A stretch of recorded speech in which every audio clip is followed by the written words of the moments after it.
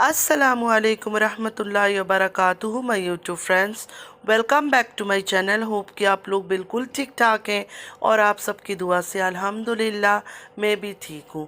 और अल्लाह पाक से यही दुआ है कि आप लोग हमेशा सही सलामत रहें, खुश रहें अपने अपने घरों में, अपनी फैमिली के साथ। आमीन सुम्मा आमीन। नमाज़ पढ़ा कीजिएगा, नमाज हम पर फ़र्ज़ है। अगर आप लोग को मेरी वीडियो अच्छी लगती है तो लाइक, सब्सक्राइब और शेयर ज़रूर कीजिएगा। बेल आइकन को हिट करना मत भूलिएगा कि जब भी मैं कोई वीडियो अपलोड करूं आप लोगों को नोटिफिकेशन मिलती रहे।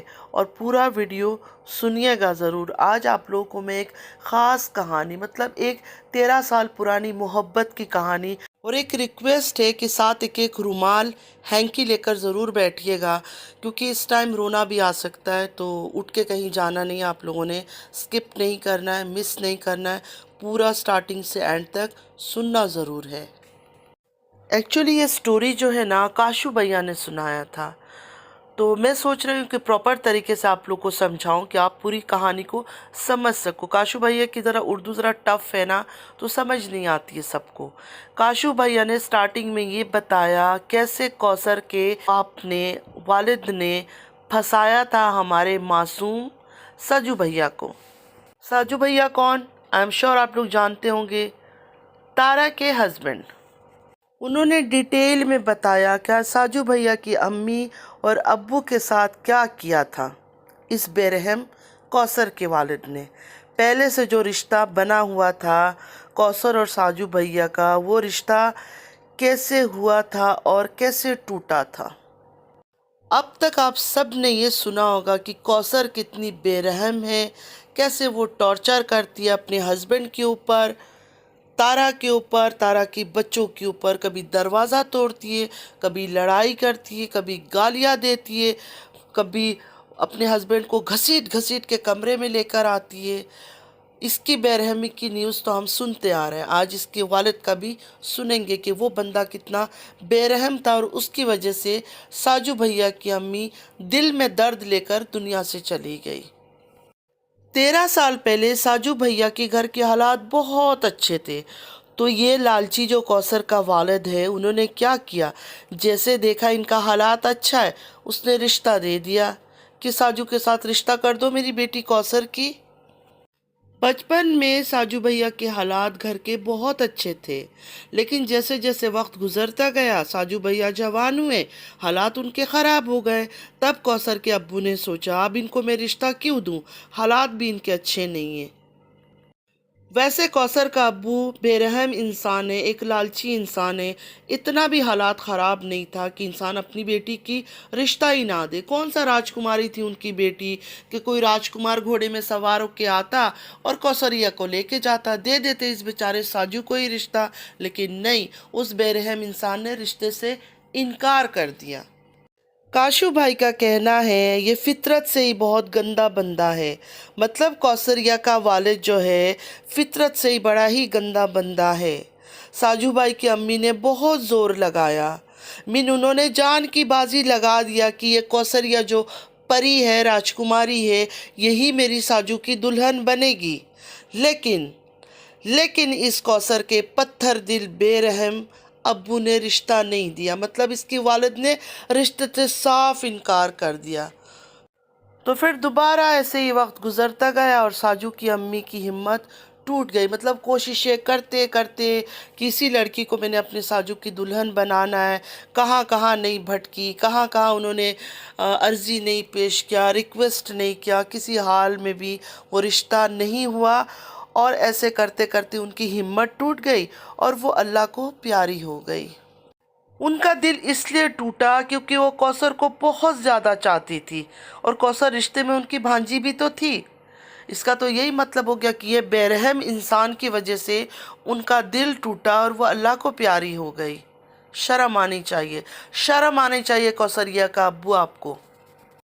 काशू भैया का कहना है कौसर के अब्बू का इनकार ने साजू की अम्मी का दिल चकनाचूर कर दिया, मेन पूरी तरह से तोड़ दिया। और ये दर्द दिल में लेकर ही साजू की अम्मी दुनिया से चली गई कि उनको ये रिश्ता नहीं हुआ। इन्ना लिल्लाहि व इन्ना इलैहि राजिऊन। उनका ये दर्द था कि मेरा राजकुमार साजू को राजकुमारी कौसरिया नहीं मिली। इतना दर्द था इस कहानी में दोस्तों कि मैं रोती रही और सुनती रही। साथ साथ इंतज़ार भी था कि कब जल्दी से क्लाइमेक्स हो और उसके बाद आप लोगों के साथ में इस कहानी को शेयर कर सकूं। रुकिए रुकिए, अभी ख़त्म नहीं हुआ, इतना जल्दी आप लोगों ने नहीं जाना है। अभी कहानी में और भी ट्विस्ट है, अभी और भी बातें बतानी है कि ये आदमी किस तरह का बेरहम इंसान है।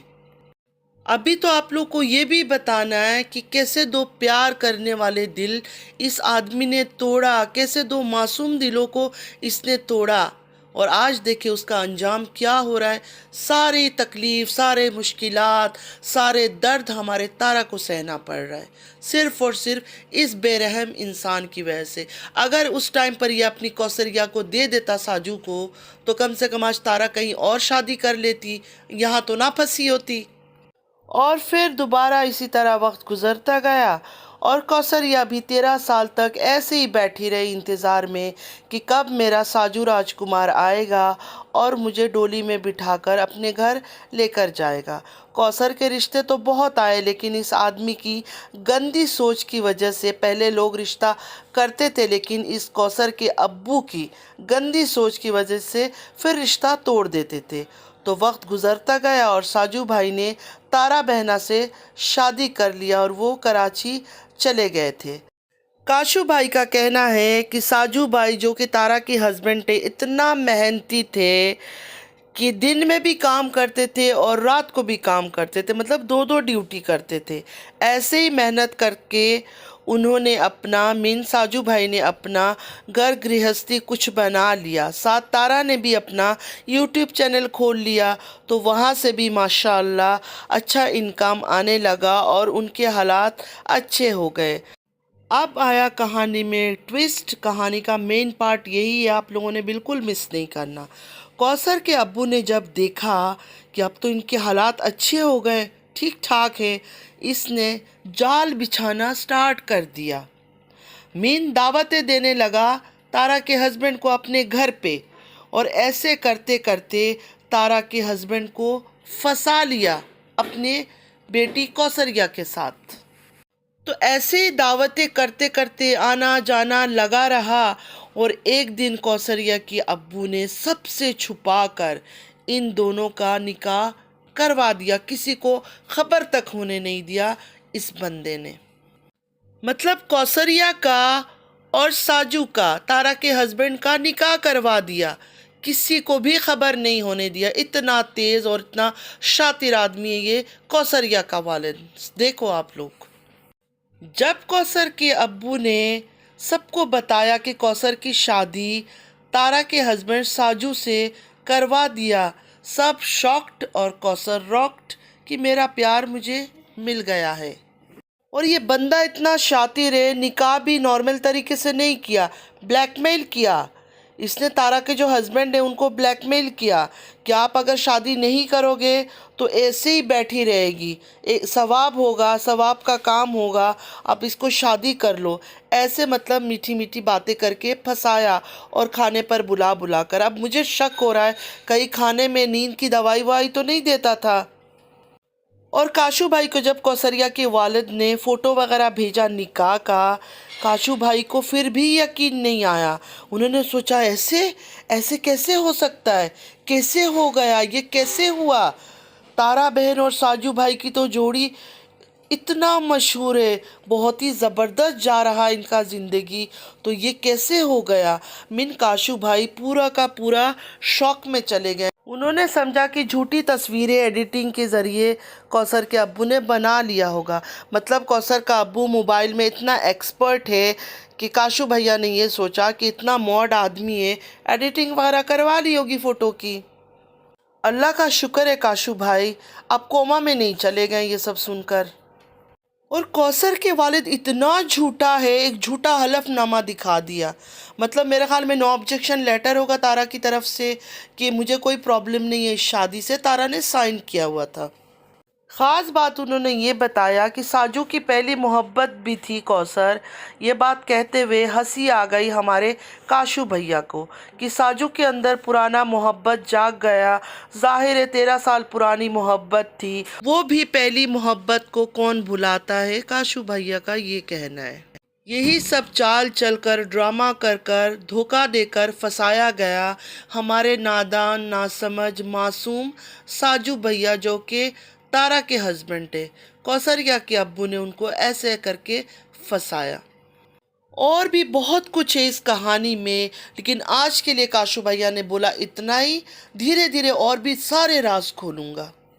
जब कौसरिया से शादी कर रहा था साजू, तब उसने वीडियो कॉल की थी तारा को, और तारा यहाँ दुल्हन बनकर साजन साजन साजन तेरी दुल्हन सजाऊंगी गाना भी गा रही थी, और वीडियो कॉल में हस्बैंड को भी दुनिया को दिखा रही थी। उस वक्त वहाँ बाजे गाजे डांसर लोग भी थे, नाच भी रहे थे, रिश्तेदार भी थे, सब थे। तो आप कहाँ थे उस टाइम पर? ख़ास न्यूज़ ये है कि कौसरिया का अब्बू इतना जालिम है, अपनी बीवी को इतना मारता है, इतना टॉर्चर करता है। अल्लाह माफ़ करे, कुछ दिन पहले भी इस बंदे ने इतना मारा कि उसके हाथ तोड़ दिए।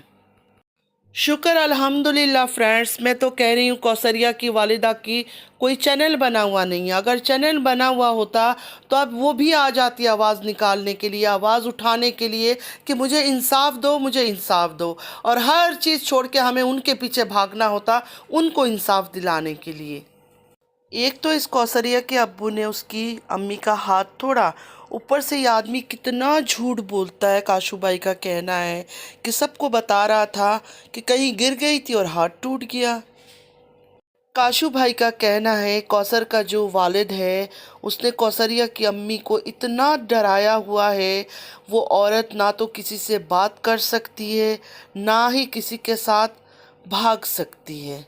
मतलब इनके ख़ानदान में तो लोग भाग जाते हैं ना, अब वो बेचारी इतनी मजबूर है कि इतना गंदा आदमी से उसका शादी हो गया, ज़िंदगी वो गुजार रही है। कभी वो मार के हाथ तोड़ देता है, कभी कुछ कर देता है, कभी कुछ, फिर भी वो किसी के साथ भाग भी नहीं पा रही है।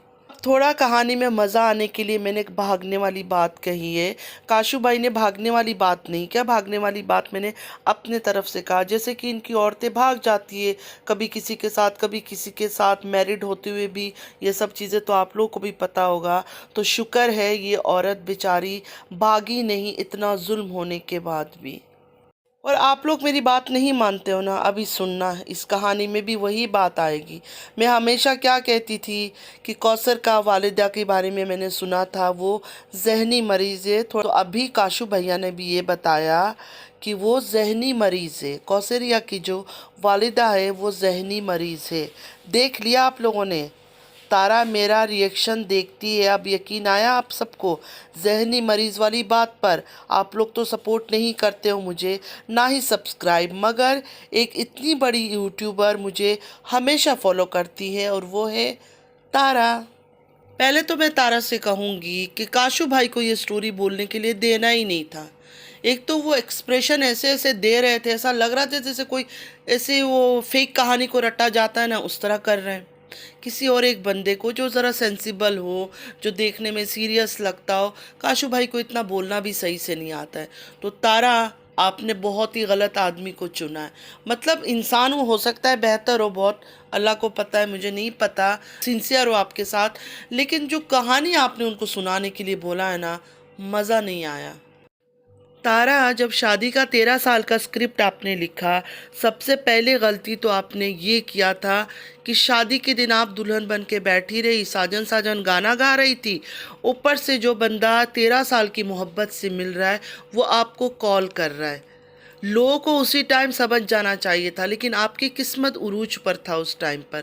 किसी को कुछ समझ ही नहीं आया, बिल्कुल सब वो हिप्नोटाइज हो गए, आपकी दुख में दुखी हो गए, और आप कहाँ से कहाँ पहुँच गई। अब जो कौसरिया है, हमें तो 100% यकीन है आपके हस्बैंड की वाइफ नहीं है, लेकिन अब क्या कर सकते हैं, अंधे लोग कहते हैं तो ऐसा करो, कौसर को भी एक चैनल बना कर दो, कौसर को भी एक यूट्यूब चैनल बना कर दो कि कौसर भी अपनी बातें कहे। हम कौसर को भी सुनना चाहते हैं, जैसे आपको सुनना चाहते हैं, आप बोलती हो लोग पागल हो जाते हैं, उसी तरह कौसर को भी सुनना चाहते हैं कि वो क्या कहती है अपनी कहानी के बारे में, अपनी 13 साल की जर्नी के बारे में, अपनी 13 साल की मोहब्बत के बारे में।